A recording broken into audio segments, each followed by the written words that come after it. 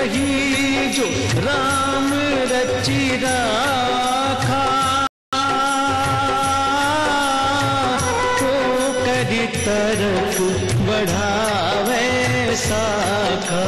राम सिया राम जय जय राम। श्री रामचंद्र कृपालु भजु मन, हरण भव भय दारुण। नव कंज लोचन कंज मुखकर कंज पद कंजारुणम। श्री रामचंद्र कृपालु भजु मन। एक ही कथा है लेकिन बार बार सुनने को मन करता है। सबको पता है कि राम के साथ क्या हुआ। सबको पता है राजा दशरथ के 4 पुत्र थे। राम सबसे बड़े थे। राम की शादी सीता से हुई। उनको वनवास हुआ। वन प्रवास के दौरान उनकी पत्नी सीता को रावण चुरा ले गया। रावण से राम ने युद्ध किया। सीता वापस आई लेकिन राम उन्हें राजमहल में नहीं रख सके। इस देश का बच्चा बच्चा राम कथा से परिचित है, लेकिन जब भी राम की कथा सुनाई जाती है तो सुनने वाला रो पड़ता है और सुनाने वाला भी। जानते हैं क्यों? कभी सोचा है आपने कि ऐसा क्यों होता है? ऐसा इसलिए होता है क्योंकि इस कथा में जितनी वेदना है, जितनी भक्ति है, जितनी श्रद्धा है, कर्तव्य का जितना बोध है, संस्कार की जैसी कहानी है, ममता की जैसी धारा है, वैसी इस दुनिया की किसी भी कथा में नहीं है। और इसीलिए तुलसीदास ने कहा है, सीताराम चरित अति पावन, मधुर सरस अति मन भावन।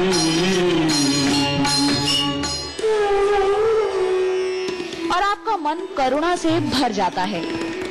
आज हम इस राम कथा के एक ऐसे प्रसंग से आपका परिचय करा रहे हैं जिसका जिक्र रामचरितमानस के अरण्य कांड में मिलता है। वैसे तो पूरी राम कथा ही करुणा की कथा है, लेकिन इस कथा में करुणा अपनी सारी सीमा तोड़ देती है और मन बरबस कहने लगता है, सीताराम चरित अति पावन, मधुर सरस अति मन भावन।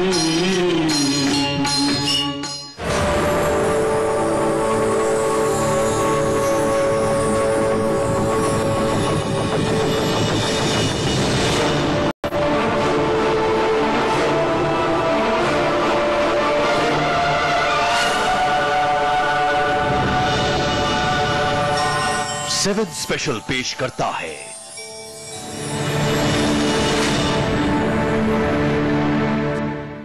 ये कथा उन लोगों के लिए है जो श्री राम को भगवान नहीं मानते। ये कथा उन लोगों के लिए है जो किसी न किसी वजह से कहने तक बाज नहीं आते कि राम हुए ही नहीं। यहाँ विवाद ये नहीं कि राम हुए या नहीं, यहाँ बात राम की कथा की है। एक ऐसी कथा जिसे आप रोज सुनते हैं, रोज सुनाते हैं, लेकिन दिल नहीं भरता और हर बार आंख से आंसू छलक जाते हैं। आपने कभी सोचा है ऐसा क्यों होता है? अगर नहीं तो देखिए राम की ये कथा।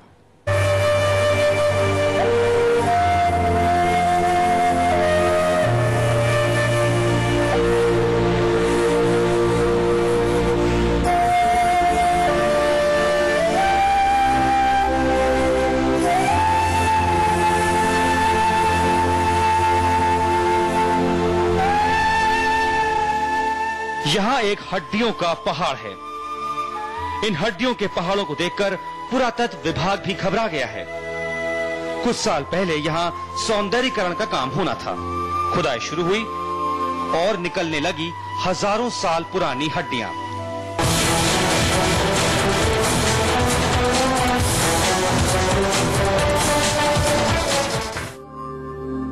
ये हड्डियां किसकी हैं और पुरातत्व विभाग इन हड्डियों के बारे में क्या कहता है, इसे जानने से पहले भगवान श्री राम की एक कथा देखिए।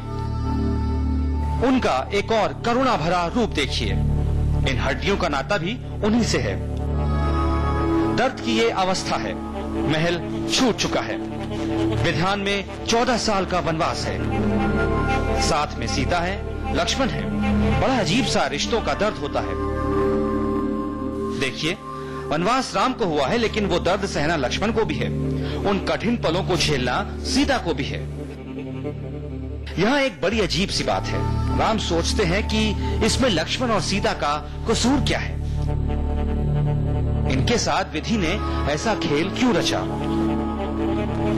क्या इसलिए कि लक्ष्मण राम के भाई हैं? भाई तो भरत भी हैं, और एक भाई के लिए एक वनवास जा रहा है। बड़ी अजीब और दर्द से भरी हुई कथा है रामायण की, जिसकी गूढ़ता का राज एक ही जगह खुलता है, और जब खुलता है तो सारे जगत का सार इन शब्दों में आ जाता है। होई है वही जो राम रचि राखा, तो करी तरक बढ़ावे साखा। राम सिया राम जय जय राम।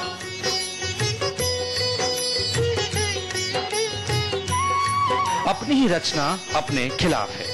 राम उधेड़बुन में है और चित्रकूट की इन पहाड़ियों में पहुंचते हैं। अगर 14 सालों का वनवास अकेले झेलना होता तो भी ठीक था, लेकिन यहाँ तो कार्य ही दूसरा है। श्री राम चित्रकूट की इन पहाड़ियों में आते हैं। चित्रकूट में सुतीक्षण और सरभंग का आश्रम है। आश्रम के बीच में उन्हें हड्डियों का इतना बड़ा समूह दिखता है कि वो दंग रह जाते हैं। ऋषि सुतीक्षण से पूछते हैं ये क्या है। ऋषि श्रीराम के भावुक स्वभाव को जानते हैं। उन्हें पता है कि भगवान अभी अभी महल से निकल कर आए हैं। उन सारे दर्दों से अभी निकले नहीं हैं, और अगर इन हड्डियों के समूह के बारे में बता दिया गया तो श्री राम और भावुक हो जाएंगे। लेकिन यहां भी विधान है। ऋषि बताना नहीं चाहते, पर बताना भी पड़ेगा। जिंदगी की यही तो विधा है। खैर, ऋषि बताते हैं। श्री राम से कहते हैं कि आप तो जानते हैं कि अनादिकाल से चित्रकूट तपस्वियों के तप की जगह रही है।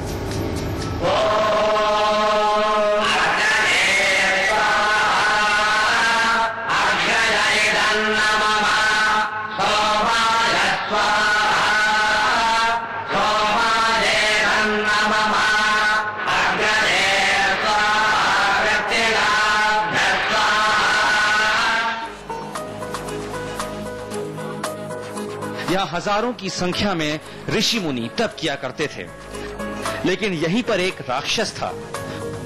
विराध नाम था उस राक्षस का। वो ऋषियों की तपस्या में हमेशा खलल डाला करता था। ऋषि उससे परेशान रहते थे, पर अपनी तपस्या में लीन रहते थे। लेकिन विराध का इससे भी मन नहीं भरा, और उसने उन ऋषियों के साथ जो किया, इतना कहकर ऋषि भी रोने लगते हैं। होई है वही जो राम रचि राखा,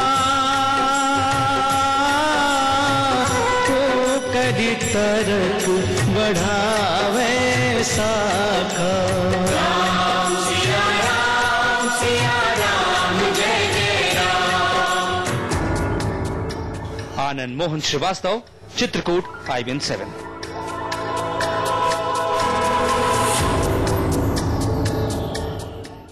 वैसे ताकत सिर्फ राम में ही है कि अपना दुख भूलकर दूसरे के दुख में आंसू बहने लगे। हड्डियों के समूह को देखकर राम पर क्या गुजरी, ये जानने के लिए कीजिए बस थोड़ा सा इंतजार। होई है वही जो राम रचि राखा, तो करी तरक बढ़ावे साखा। राम सिया